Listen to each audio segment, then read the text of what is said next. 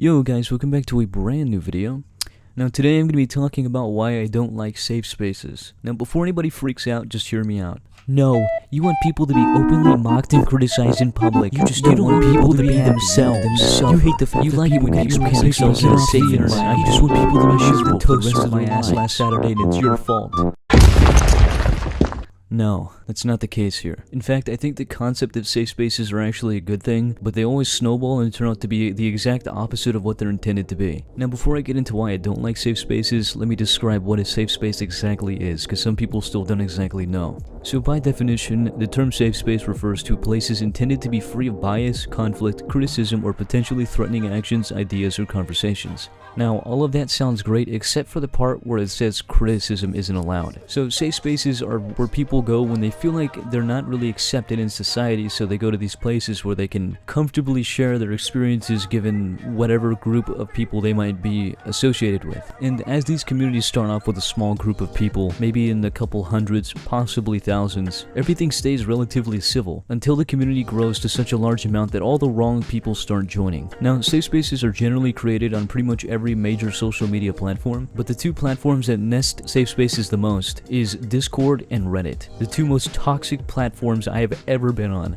And I think a great example of this is a video made by GhostGum called The Addicts of Reddit. He pretty much talks about how there are these subreddits created to talk about drug use, where people can safely consume drugs and talk about their experiences. And as these subreddits grew, they slowly became massive echo chambers, where drug use became promoted in dangerous amounts, and any genuine criticism was seen as hate and immediately downvoted, creating this massive environment where people would just feed each other's egos, basically patting each other on the back saying that we're right and you're wrong. So even when good criticism is presented that can genuinely help improve a community like a safe space, it is immediately blocked out because everyone in that community has practically bottle-fed each other to believe that they're right in every situation that they talk about. A more specific example could be that a subreddit like this starts off as a relatively small group of people who think that weed should be legalized everywhere, and pretty much everyone can come to a mutual agreement in this scenario that yeah, weed should be legalized everywhere, but people that don't want to be involved with that shouldn't be involved with that, and you keep it to yourself and everyone's fine.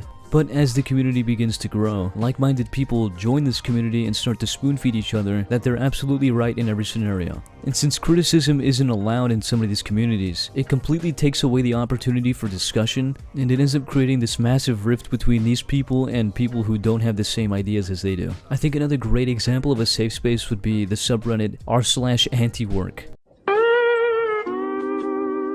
I made a video on this subreddit a while back because it was just an absolute shithole, and they ruined their reputation because one mod had an interview on Fox News and managed to embarrass the entire sub. That's a little bit besides the point, but this subreddit is quite infamous for not allowing any sort of criticism, and anytime you mention why capitalism might be a good idea or could have some good effects in society, you're immediately met with bootlicker comments, which is a result of people consistently spoon-feeding each other the same ideas and saying that everyone else who disagrees is wrong. Now, a day or two ago, I saw a post where someone was talking about how their boss did not give them a $3,000 raise. And as the story continues, it turns out that their boss did give them a raise of $12K, which was honestly incredibly impressive. And there was a comment in that story that said, I know we slam companies that suck, but maybe we can approve of the 0.01% of companies that don't. Some managers do try even if they're bogged down by paperwork. And of course, this person was still met with comments that refused to be understanding. Now, I think one of the best examples of a safe space that is absolutely the worst idea possible to even think of creating one is political safe spaces. I swear any outcome from a political safe space is completely negative. Political arguments have got to be the worst dispute I've ever seen happen between two groups of people. It is incredibly rare to find people having a civil conversation when it comes to politics. If you even insinuate that you don't like the person the other person supports, your address will be on the internet in approximately 30 minutes. And the reasons these fights never cease is because people love to pat each other on the back for supporting the right party. And because of these created safe spaces, they leave absolutely no room for opposing opinions. So when these kinds of opinions are presented, it leads to massive arguments and a complete lack of understanding.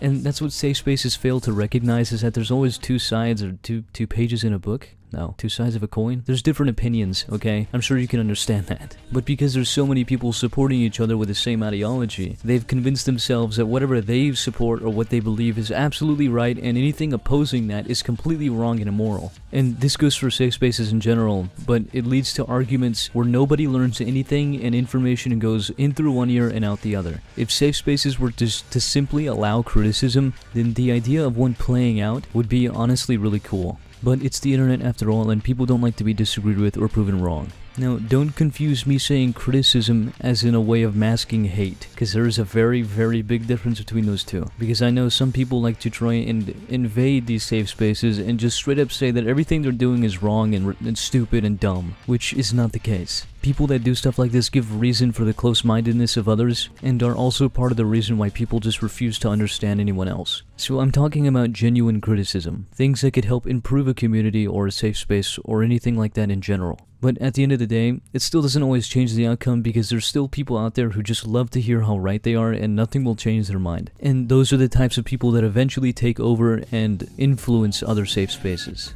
Yeah, anyways, that's about it. I hope that was somewhat understandable, but if you guys have ever had like an interaction with, I guess, a safe space, like let me know. I'm actually really curious. Regardless of that, if you guys enjoyed, thank you for watching and come back for the next.